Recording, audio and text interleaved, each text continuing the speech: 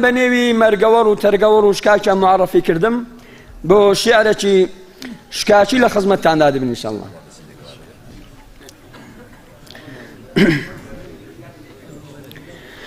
گلو را باجی خوشیار دژمن دره و گوری هار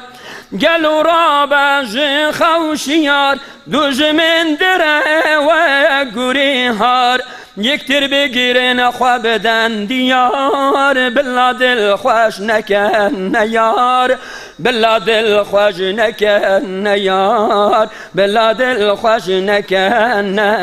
یار قرآن چرای جیانه رونیا خدا همو جهانه قرآن چرای جیانه رونیا خدا پرلمانه محمد رونیا چاوانه یا نسلا پیرو جوانه هیویا نسلا پیرو جوانه هیویا نسلا پیرو جوانه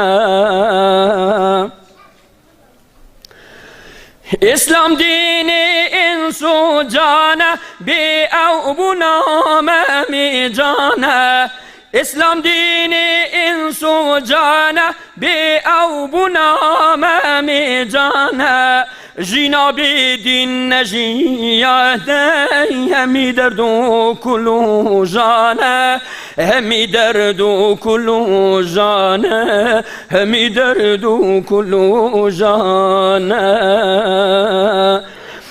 بنیر نادیرو که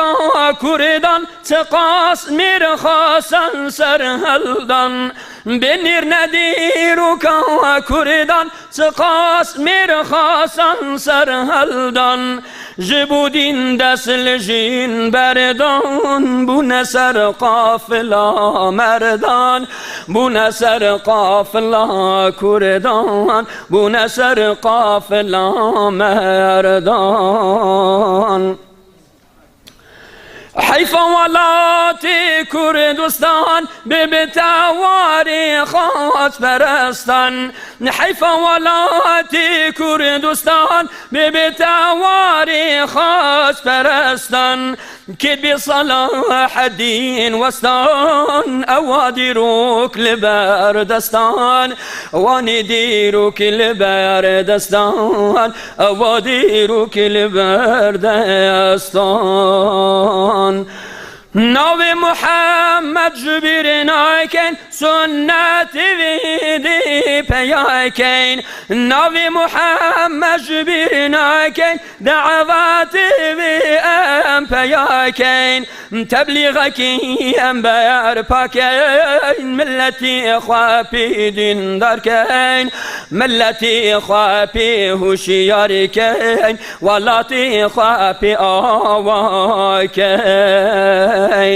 خورتن کردان جیرو چلنگ ایدی بسخو جفنگ خورتن کردان جیرو چلنگ ایدی بسخو جفنگ رب نسر خوابینا پلنگ هاتی روژا جهاد و جنگ هاتی روژا اصلاح و دنگ هاتی روژا اصلاح و دنگ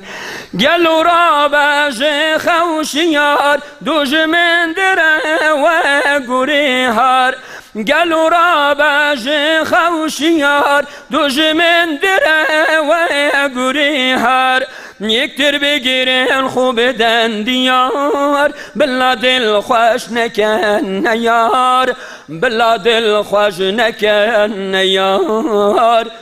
بلا دل خوش نکن یار صلوات.